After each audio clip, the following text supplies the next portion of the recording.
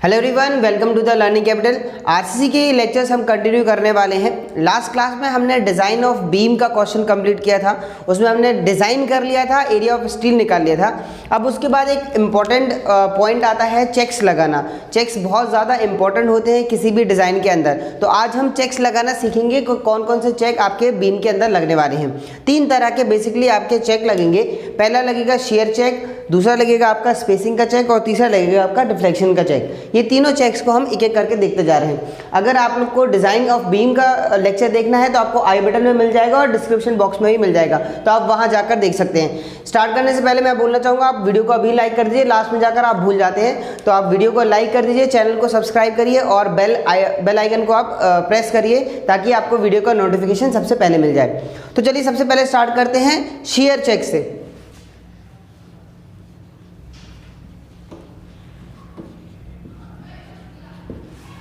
Share check का क्या मतलब है? आपकी जो बीम है उसके ऊपर जो वर्टिकल फोर्सेस लग रहे हैं उसके कारण उसका फेलियर ना हो, इसलिए हम उसमें शेयर चेक लगा रहे हैं। तो देखिए यहाँ पर हमें 2 चीज़ें पहले फाइंड आउट करनी पड़ेगी। एक होता है टाउ वी और एक होता है टाउ सी। टाउ वी को हम बोलते हैं नॉमिनल शेयर स्ट्रेंथ,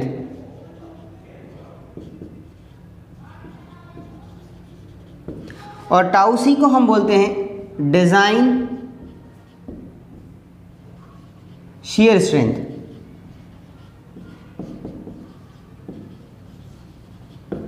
ठीक है, देखिए नॉमिनल शेयर स्ट्रेंथ का क्या मतलब है?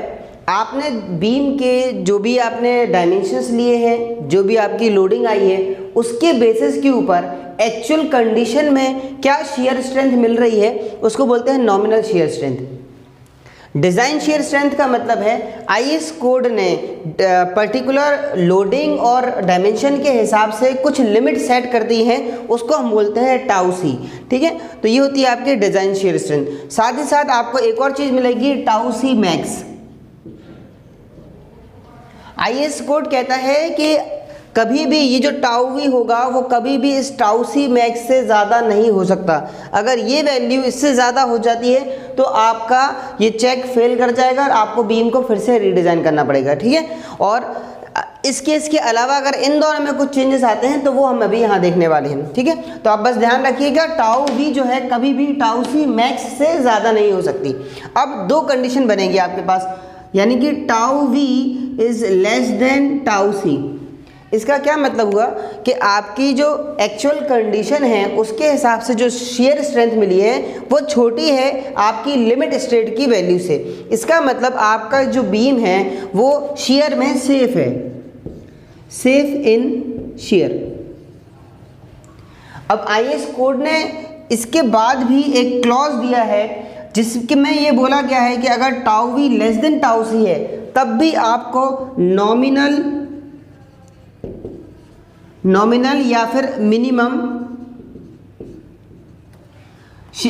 शेयर रीइंफोर्समेंट प्रोवाइड करना है।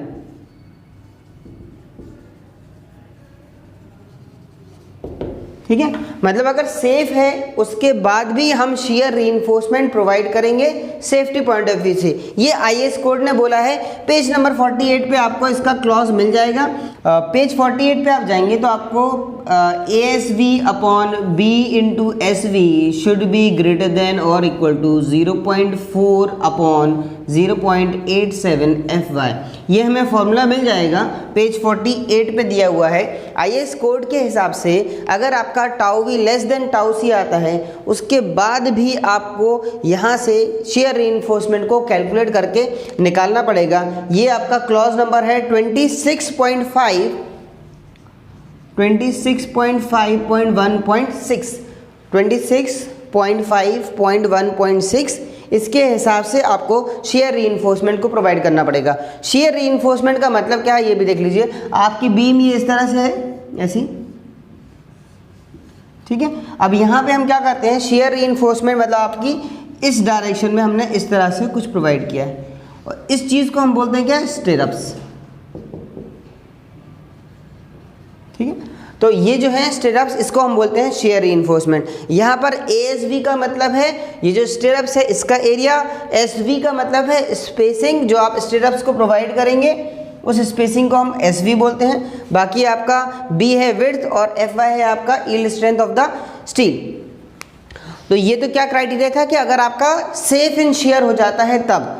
तो नॉर्मली अब जो क्वेश्चंस हमारे पास आते हैं उसमें सेफ नहीं होता, नॉर्मली अनसेफ होता है क्योंकि कैलकुलेशन करवाना पड़ता है। तो उस केस को और देख लेते हैं। तो अब मैं सेकंड केस इसका बना रहा हूँ, इसको मैं यहाँ से रब कर देता हूँ। अब अगर ऐसा हो जाए कि जो टाउ वी है ये ग्रेटर देन टाउ सी आ जाए,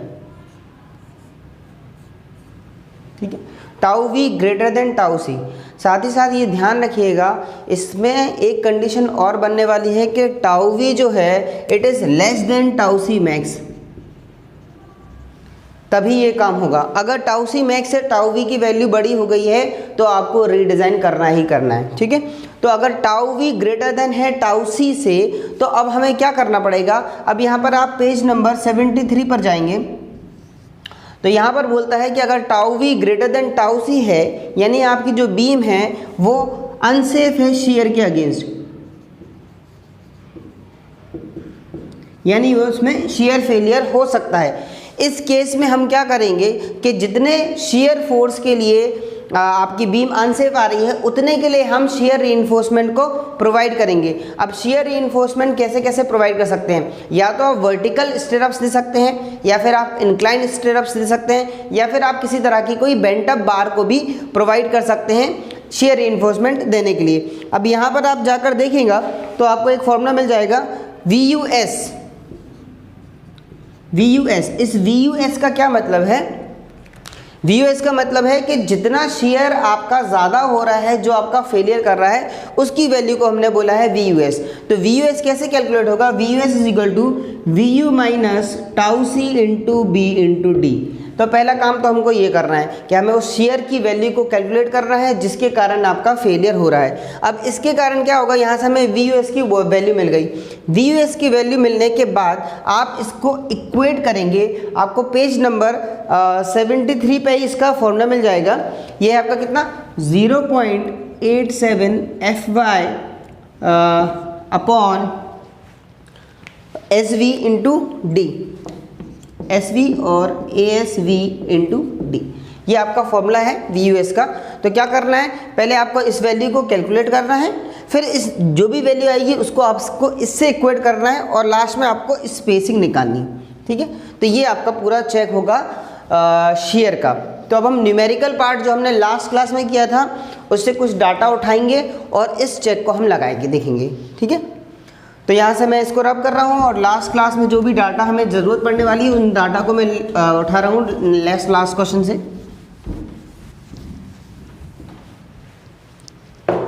ठीक है। तो क्या क्या चीज़ें हमें चाहिए, हमें सबसे पहले चाहिए है शेयर फोर्स यानी कि VU, जो हमारा हमने कैलकुलेट किया था आपके लोडिंग के कारण जो भी शेयर फोर्स आ रहा है, तो उसकी वैल्यू आ रही थी 71.83 किलो न्यूटन। ध्यान रखिए किलो है, इसको ऐसे लिख लीजिए आप,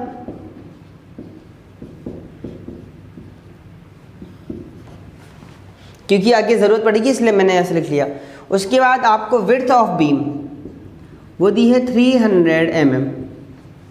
उसके बाद जो इफेक्टिव डेप्थ है वो है 400 mm।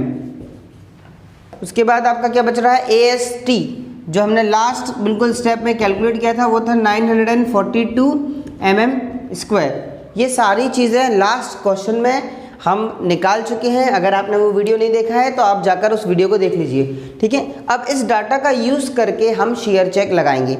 तो सबसे पहले काम क्या करना है, सबसे पहले आपको निकालना है टाउ वी। अब टाउ वी कैसे निकलेगा, tau V is equal to यानी कि शेयर स्ट्रेंथ है, ये होगा क्या, लोड डिवाइडेड बाय एरिया। तो VU divided by BD। VU की वैल्यू कितनी दी है, 71.83 इंटू 10³ डिवाइडेड बाय B है आपका 300 और D है आपका 400। यहाँ से हम टाउ वी की वैल्यू को कैलकुलेट करेंगे तो ये जो टाउ वी की वैल्यू निकल के आ रही है यार ये 0.598।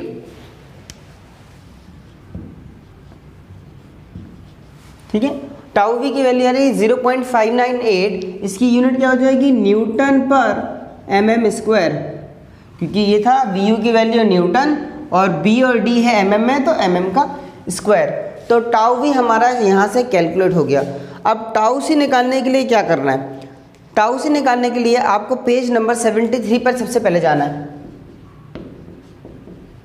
पेज 73 IS 456-2000 में आपको जाना है। वहाँ पर आपको एक टेबल मिलेगी, मैं दिखा देता हूँ आपको थोड़ा सा, ठीक है। पेज 73 में आपको एक टेबल मिलेगी। उस टेबल में जो सबसे पहला कॉलम है, सबसे पहला जो कॉलम है वो बताता है परसेंटेज ऑफ स्टील PT, जो होता है क्या 100 AST ओवर BD। उसके बाद ये आपका फर्स्ट कॉलम है। उसके बाद आप क्या करेंगे, आपको यहाँ पे ऐसा वैल्यूज़ दी हुई है M15 M20 इस तरीके से। तो ये क्या है, ये आपका ग्रेड ऑफ कंक्रीट है। और ये जो टेबल बनी है पूरी उस पेज पे, वो काय की वैल्यू है, वो टाउ सी की वैल्यू बता रहा है वहाँ पे, ठीक है। तो सबसे पहला काम क्या करना है, आपको PT को कैलकुलेट करना है, और जो भी आपको क्वेश्चन में ग्रेड ऑफ कंक्रीट दिया है उसके करस्पॉन्डिंग आपको टाउ सी की वैल्यू को इंटरपोलेट करके कैलकुलेट करना है, ठीक है। तो अब हम एक एक करके करते हैं, कैसे करेंगे इसको। सबसे पहले हम PT को कैलकुलेट कर लेते हैं। ये हमारा काम इसका हो गया, इसको हटा देते हैं यहाँ से। सबसे पहले हम PT कैलकुलेट कर लेते हैं। PT is equal to 100 into AST कितना था आपका 942 डिवाइडेड बाय B इज 300 और D इज 400। यहाँ से हम PT की वैल्यू को कैलकुलेट कर लेंगे। ये आ रहा है 0.785, ठीक है। PT की वैल्यू मिल गई। अब आपसे क्वेश्चन में क्या बोला था कि आपको M20 grade of concrete use करना है, ठीक है। और PT की वैल्यू जो है वो आ गई है 0.785, ठीक है। पेज 73 पे आप जाएंगे तो आपको 0.785 देखेंगे जब, तो वो आपको नहीं मिलेगा। उसमें आपको क्या मिल रहा है सॉरी, जो PT है उसका जो रेंज दिया हुआ है वो कुछ इस तरीके से दिया हुआ है, 0.75 से लेके 1 के बीच में आपको ये वैल्यू मिलेगी। देखिए आप इस टेबल में जाएंगे तो 0.75 मिलेगा और 1 मिलेगा, ये नहीं मिलेगा। यानी कि अब आपको यहाँ पर इंटरपोलेट करना है। तो आप क्या करेंगे, 0.75 के करस्पॉन्डिंग M20 में जो वैल्यू है उसको आप यहाँ लिखेंगे, 1 के करस्पॉन्डिंग M20 में जो भी वैल्यू है उसको आप यहाँ लिखेंगे, और फिर इसके करस्पॉन्डिंग उस वैल्यू को इंटरपोलेट कर लेंगे। तो मैं यहाँ से वैल्यूज पुटअप कर दे रहा हूँ। 0.75 के करस्पॉन्डिंग है 0.56। देख M20 में देखना, ये ध्यान रखिएगा। और 1 के करस्पॉन्डिंग जो वैल्यू है वो है 0.62, और इसके करस्पॉन्डिंग हमें वैल्यू को निकालना है। तो इसका अपन नाम दे देते हैं x। ये वैल्यू हमें इंटरपोलेट करके निकालनी है, ठीक है। तो अब इसका इंटरपोलेशन करेंगे और x की वैल्यू निकालेंगे। ये x ही हमारी टाउ सी की वैल्यू होगी, ठीक है। तो अब इसको इंटरपोलेट कर लेते हैं। ध्यान से देखिएगा इंटरपोलेशन, क्योंकि इंटरपोलेशन बहुत सारे क्वेश्चन में करना ही पड़ता है। सबसे इजी तरीका बता रहा हूँ मैं आपको इसका करने का। इस लास्ट रो में से फर्स्ट रो को आप माइनस कर दीजिए, इस सेकंड रो में से आप फर्स्ट रो को माइनस कर दीजिए, ठीक है। तो यहाँ क्या आ जाएगा, 1 माइनस 0.785 डिवाइडेड बाय 0.785 में से इसको माइनस करना है।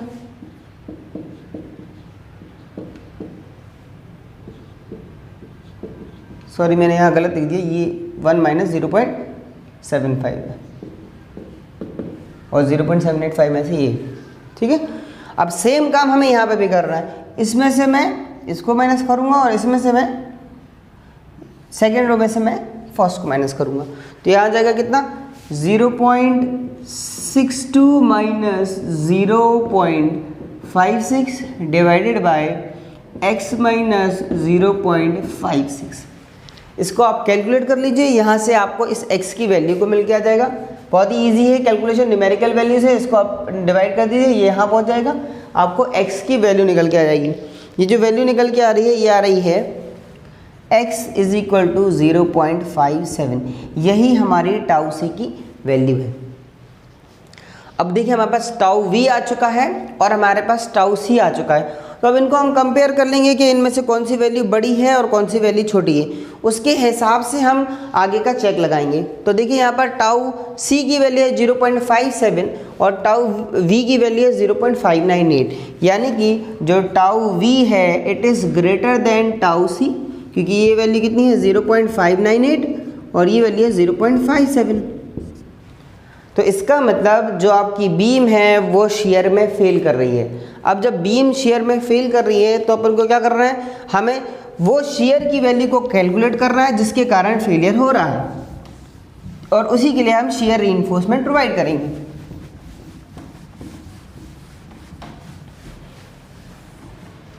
ठीक है, तो अब ये हो गया, तो आप यहां लीजिए therefore share reinforcement should be provided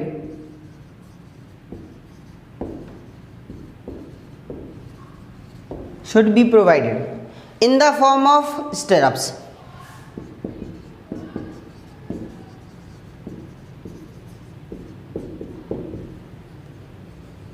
ठीक है, अब यहाँ क्या हो गया है, शेयर आपको शेयर रीइंफोर्समेंट प्रोवाइड कर रहा है स्टिरअप्स के फॉर्म में। तो सबसे पहले हम क्या करते हैं, हम निकाल लेते हैं share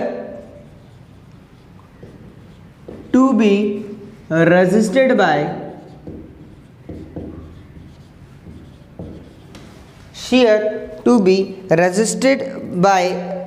स्टिरअप्स।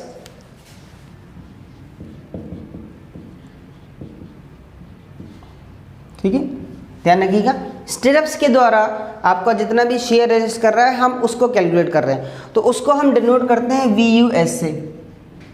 VUS is equal to VU minus tau C into B into D. VU की वैल्यू हमें पता है कितनी निकल के आई थी, 71.83।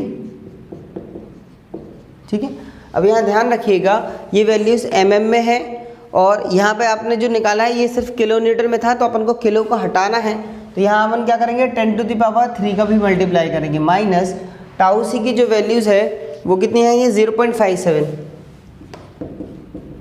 ठीक है, ये न्यूटन में थी और ये किलो न्यूटन में थी, इसलिए मैंने 10⁻³ का मल्टीप्लाई करके उसको न्यूटन में कन्वर्ट किया है। उसके बाद B कितना है 300 और 400 आपका है D, तो आप इसको कैलकुलेट कर लीजिए। ये जो वैल्यू निकल के आ रही है ये आएगी आपकी 3430।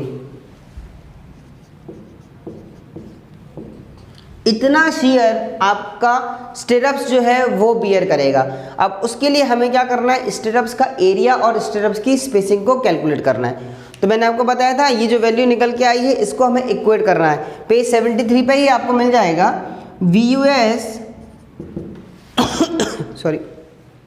VUS is equal to 0.87 FY into ASV into D upon SV। ठीक है, अब यहाँ पर एक दो चीज़ों को हम देख लेते हैं। FY यानी कि यील्ड स्ट्रेस, FY ये कभी भी 415 से बड़ी नहीं होगी, should not be greater than 415। ठीक है, स्टिरअप्स है, कोशिश हम ये करेंगे कि FY की वैल्यू को जनरली हम 250 रखेंगे, 250 न्यूटन पर mm²। ठीक है, तो FY की वैल्यू 415 से ज़्यादा नहीं हो सकती और जनरली हम 250 लेंगे। अब ASV देखते हैं, ASV का क्या मतलब है, ASV is the area of stirrup.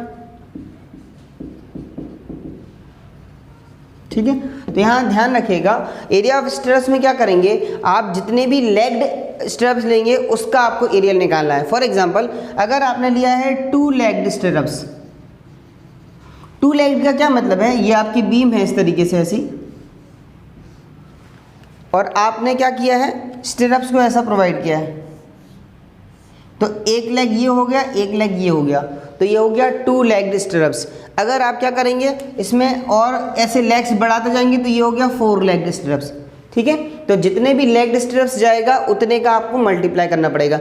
अभी फिलहाल इस क्वेश्चन में हम 2 लेग्ड स्टिरअप्स कर लेते हैं और डायमीटर हम 6 mm का लेके चलते हैं, तो यहाँ जाएगा 2 × π/4 × जो इस स्टेरअप्स का डायमीटर है वो हम 6 mm लेके चल रहे हैं, तो आ जाएगा 6 का स्क्वायर। ठीक है, मिनिमम 6 है, आप ज़्यादा भी ले सकते हैं, लेकिन आप जितना कम लेंगे उतना आपका इकोनॉमिक सेक्शन बनेगा।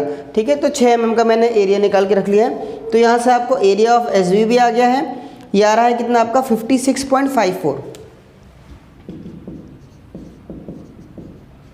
ठीक है, अब देखिए एफ वाई की वैल्यू मुझे मिल चुकी है, ए एस बी की वैल्यू मुझे मिल चुकी है, वी यू एस को अपन ने यहाँ कैलकुलेट कर लिया है, डी आपको ऑलरेडी पता है, तो बचा क्या आपका सिर्फ एस वी। एस वी क्या है? एस वी है स्पेसिंग।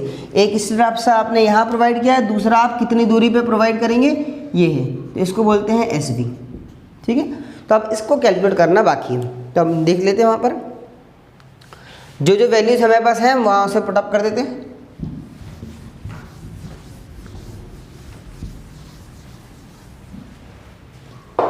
सेम काम आपको उस केस में भी करना पड़ता है जैसा अगर आपका सेफ भी आ जाता, तो नॉमिनल शियर रीइंफोर्समेंट के केस में भी एएसवी आप ऐसे ही निकालते, एफवाई आप ऐसे ही रखते और आपको स्पेसिंग निकालनी पड़ती। ठीक है, बस आपको इस वीयूएस को नहीं निकालना पड़ता उस केस में। तो वीयूएस जो है वो कितना आ रहा है 3430। एफवाई की वैल्यू कितनी रखनी है हमें 250 और एएसवी की वैल्यू हमें यहाँ से पता है, तो यहाँ देख लीजिए ये हो गया कितना 250, ये हो गई एफ वाई की वैल्यू। एएसवी की वैल्यू कितनी है, ये है,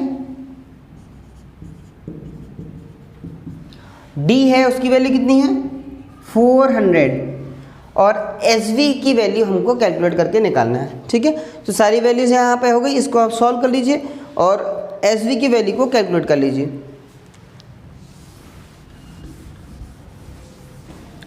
तो यहाँ से हम देखते हैं S V is equal to कितना निकल के आ रहा है, S V is equal to ये आ रही है वैल्यू 1430 mm, ये आपकी स्पेसिंग निकल के आ रही है। ठीक है, तो ये पूरा था आपका क्या शेयर चेक था। अब इसके बाद जो नेक्स्ट चेक लगेगा वो स्पेसिंग का चेक लगेगा। स्पेसिंग यहाँ से हम कैलकुलेट कर चुके हैं, पर उसके बाद भी आईएएस कोड कहता है कि स्पेसिंग की मैक्सिमम वैल्यूज को फिक्स करा है, तो स्पेसिंग का चेक देखेंगे।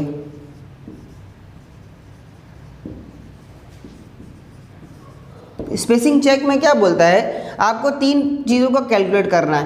पहला तो है एसवी को कैलकुलेट करना है, जो आप ऑलरेडी कर चुके हैं, तो ये कितना है आपका 1430 mm, ये आपकी एसवी की वैल्यू बता रहा है। दूसरी चीज़ क्या है, सेकेंड आपको बोल रहा है 0.75 इंटू डी, तो डी की वैल्यू 400 हमें पता है, तो वो वैल्यू रख देते हैं 0.75 इंटू 400 रखेंगे, तो ये जो वैल्यू है ये 300 mm निकल के आ गई।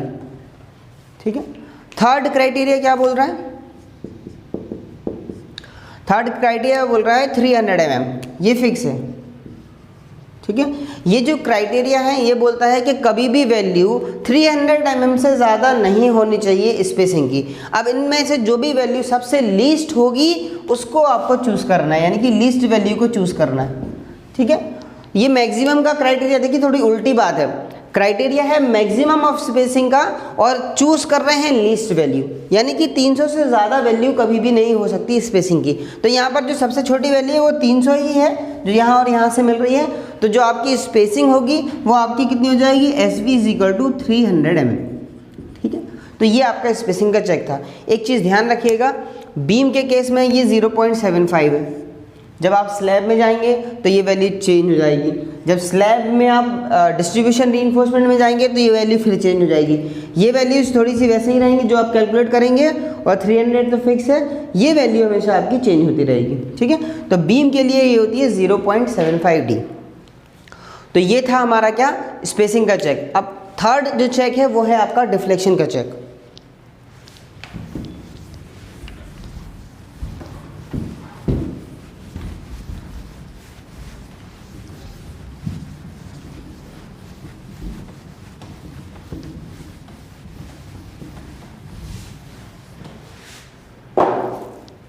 डिफ्लेक्शन चेक,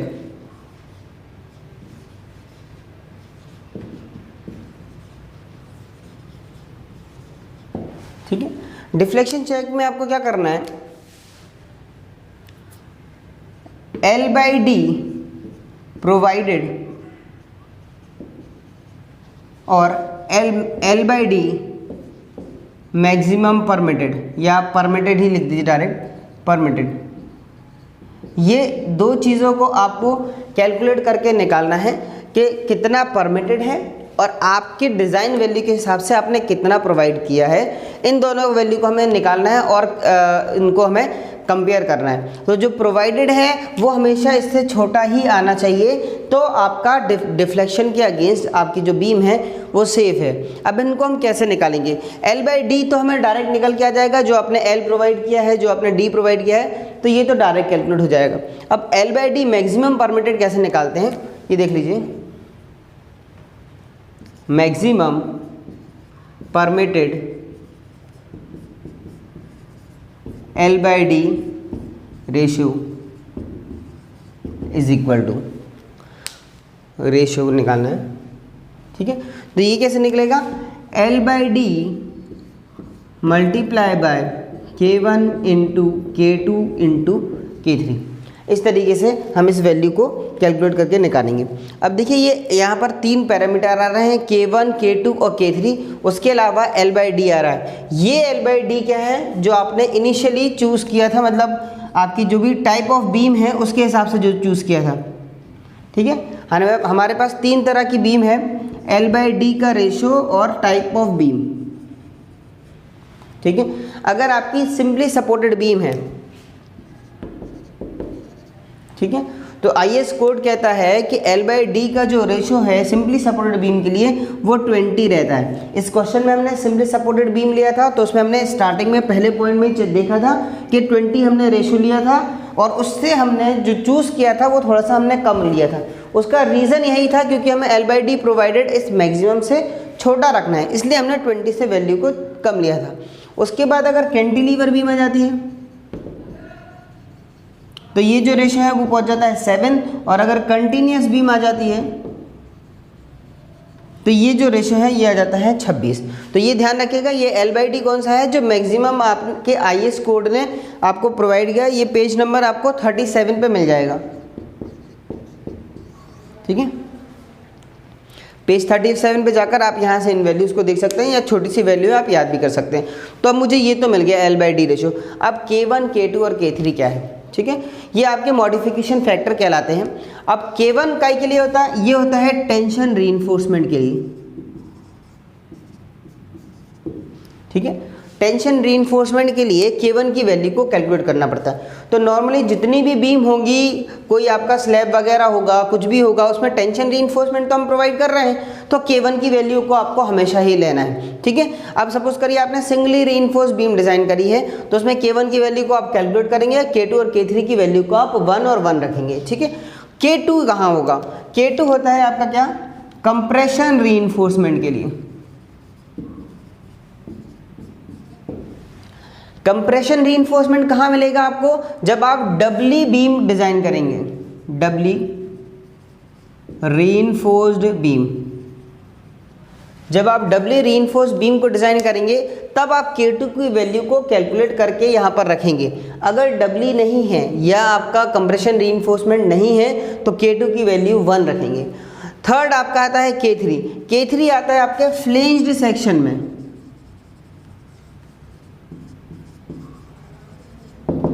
फ्लेंज सेक्शन का मतलब होता है टी बीम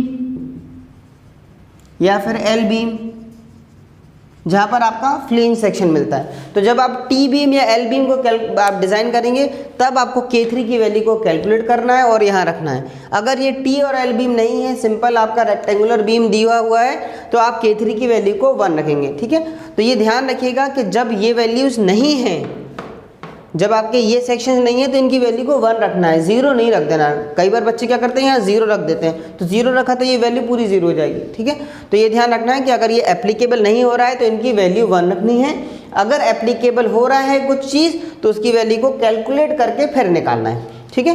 तो अभी फिलहाल हमारे केस में क्या हो रहा है, डबली रीइंफोर्स नहीं है तो इस K2 की वैल्यू हो गई 1, और फ्लेंज सेक्शन भी नहीं है तो इसकी वैल्यू हो गई 1। टेंशन रीइंफोर्समेंट दिया हुआ है तो K1 की वैल्यू को हमको निकालना पड़ेगा, ठीक है। तो अब आप जाएंगे पेज नंबर 38 पर।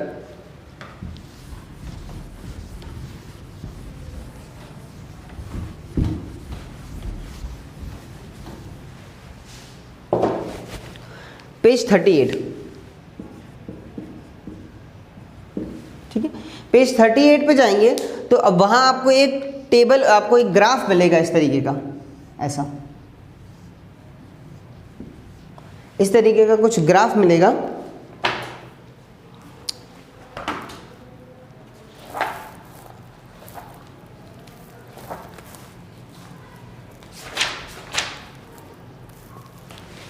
ठीक है, तो इस ग्राफ में क्या है, देखिए यहाँ पर आपका मॉडिफिकेशन फैक्टर है, मॉडिफिकेशन फैक्टर, ठीक है। और जो आपका बेस लाइन है वहाँ पे है परसेंटेज ऑफ स्टील, यानी कि पीटी की बात कर रहे हैं, परसेंटेज ऑफ स्टील। पीटी आप ऑलरेडी कैलकुलेट कर चुके हैं, मॉडिफिकेशन आप ऑलरेडी कैलकुलेट, मॉडिफिकेशन वेक्टर को हमें कैलकुलेट करना है। और अब आपकी ये जो कर्व्स दिए हैं ये किसको डिनोट कर रहा है, ये एफ एस को डिनोट कर रहा है। एफ एस क्या होता है, F S is equal to stress in steel, stress in steel. इसको आप कैसे कैलकुलेट करेंगे, ये निकालेंगे कैसे, आप उसी ये जो आपको ग्राफ दिया है उसके नीचे आपको मिल जाएगा 0.58 इंटू एरिया,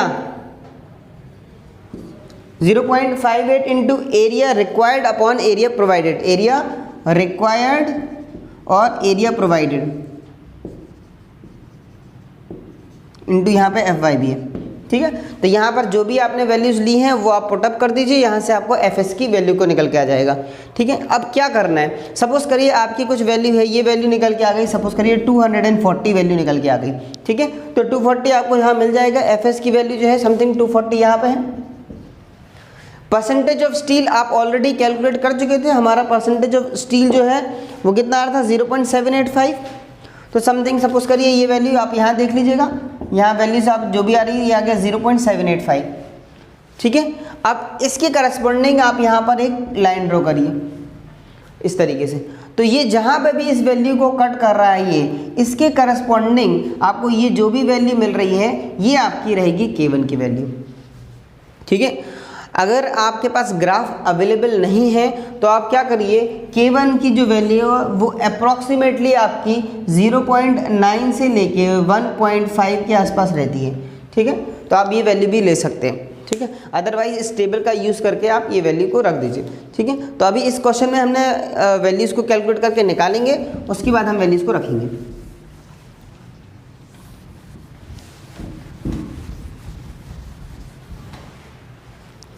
ठीक है, तो यहाँ से हम निकाल लेते हैं। सबसे पहले हमारी एफ एस की वैल्यू कितनी आ रही है, एफ एस की वैल्यू आ रही है 0.58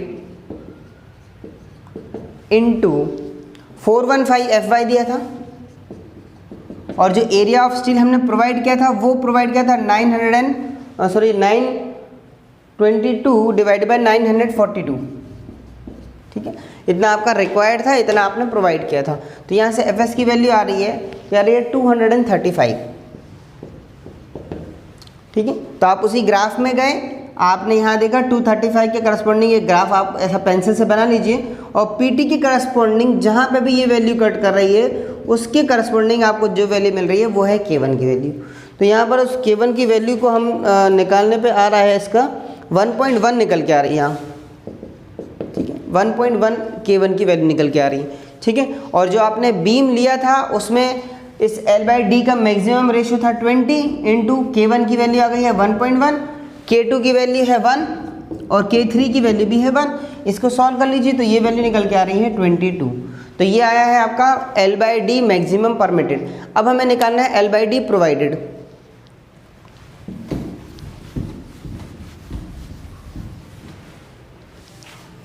L/D प्रोवाइडेड निकालेंगे, L/D प्रोवाइडेड, ठीक है। तो प्रोवाइडेड में क्या करेंगे, ये L इफेक्टिव लेंगे। यहाँ पर L इफेक्टिव जो हमारा था वो था 6230, लास्ट क्वेश्चन में हमने किया था, हमने वहीं से उठाया डाटा, 6230 डिवाइडेड बाय जो D है वो है कितना 400। तो अब यहाँ से इसको वैल्यू को कैलकुलेट करेंगे तो ये वैल्यू आ रही है समथिंग अराउंड 15.8 आ रही है, और जो हमारा मैक्सिमम परमिट था वो कितना था 22 और प्रोवाइडेड था वो 15.8, यानी कि इट इज़ लेस देन 22, यानी कि सेफ इन डिफ्लेक्शन, ठीक है।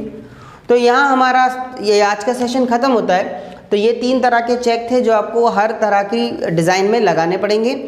जहां आप स्लैब पर आएंगे तो थोड़ा सा स्पेसिंग का चेक थोड़ा सा चेंज हो जाएगा, अगर आपकी डबली होगी तो ये वाली चीज़ चेंज हो जाएगी, पर बाकी जो स्टेप्स हैं वो बिल्कुल वैसे ही लगेंगे। ठीक है, तो नेक्स्ट क्लास में हम क्या करेंगे, हम स्लैब्स के क्वेश्चन को स्टार्ट करेंगे।